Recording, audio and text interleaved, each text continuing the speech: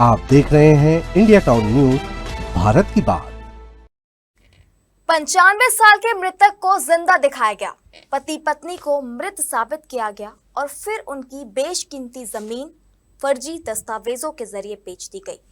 बिलासपुर में ऐसे 12 से ज्यादा शिकायतें मिली है जिनमें मृत व्यक्ति को जिंदा बताकर या फिर जीवित को मृत बताकर जमीन हथियाने फर्जीवाड़ा किया गया है।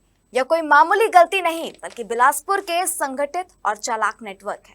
नमस्कार, आप देख रहे हैं इंडिया टाउन न्यूज और मैं हूं आपके साथ हर्षिता। आज हम आपको दिखाएंगे कैसे छत्तीसगढ़ के बिलासपुर जिले में भूमि माफिया ने रजिस्ट्री का खेल खेला और सिस्टम को चुनौती दी।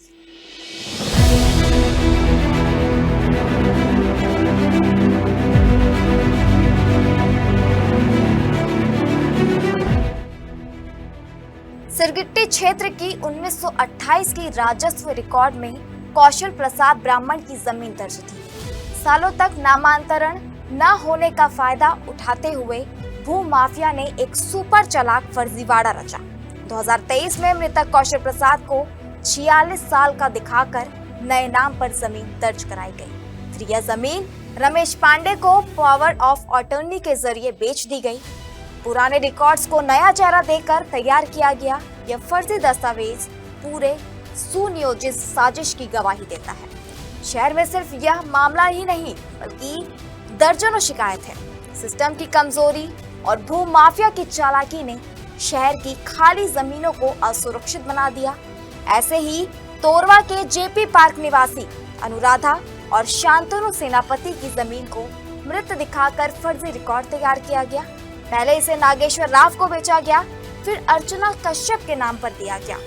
शांतिनगर के अनिल तिवारी की जमीन का फर्जी दस्तावेज बनाकर मंगला सुकेशी पांडे के नाम कर दिया गया। जालसाजों ने पुराने रिकॉर्ड्स का पूरा फायदा उठाया और संगठित नेटवर्क की तरह फर्जीवाड़ा किया।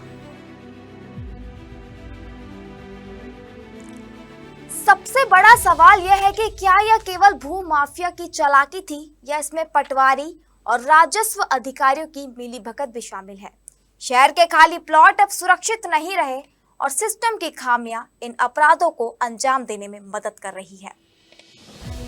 शहर में यह पहला मामला नहीं है बल्कि दर्जनों शिकायतें राजस्व विभाग में पेंडिंग है। जानकारों का कहना है कि बिलासपुर में भू माफिया का संगठित गैंग सक्रिय है जो खाली जमीन हथियाने के लिए लगातार योजना बना रहा है। रिपोर्ट्स के मुताबिक यह गैंग अब पटवारी और आरआई से मिली भगत कर पहले जमीन का रिकॉर्ड खंगालता है और फिर फर्जी दस्तावेज तैयार करके जमीन हथिया लेता है। एसडीएम मनीष साहू ने मामले की जांच शुरू की है। प्रारंभिक जांच में फर्जी दस्तावेजों का मामला सामने आया। एसडीएम ने तहसीलदार को जांच के निर्देश दिए हैं और फिर एफआईआर दर्ज कराने की प्रक्रिया शुरू कर दी गई। शहर में भू माफिया लगातार सक्रिय है। रिकॉर्ड खंगाल कर पुराने दस्तावेजों का फायदा उठाकर जमीन हथियाता है। सरकंडा, तोरवा, सकरी और सिरगिट्टी में दर्जनों ऐसे मामले सामने आए हैं।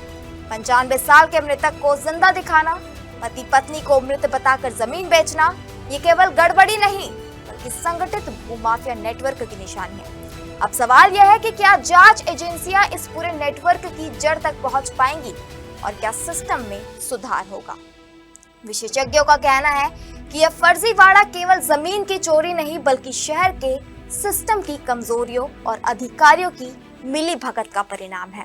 भूमाफिया हर कदम सुनियोजित तरीके से करता है। रिकॉर्ड्स खंगालना, पुराने दस्तावेजों का फायदा उठाना और जमीन फर्जी दस्तावेजों से बेचना। अब जब एसडीएम जांच में जुट गए हैं तो उम्मीद है कि भूमाफिया के इस जाल को बेनकाब किया जाएगा। बिलासपुर में भू माफिया का यह सक्रियता केवल जमीन का मामला नहीं बल्कि सिस्टम की कमजोरी और संगठित जलसाजी का सबूत है। 95 साल के मृतक को जिंदा दिखाना, पति पत्नी को मृत बताकर जमीन बेचना, ये घटनाएं दर्शाती है कि शहर में कितनी चालाकी और घोटालेबाजी चल रही है। अब नजर बनी रहेगी जांच पर, कब तक यह नेटवर्क बेनकाब होगा और कब सिस्टम में सुधार आएगा। इसी के साथ मुझे दीजिए इजाजत और आप देखते रहिए इंडिया टाउन न्यूज, भारत की बात। नमस्कार। आप देख रहे हैं इंडिया टाउन न्यूज, भारत की बात।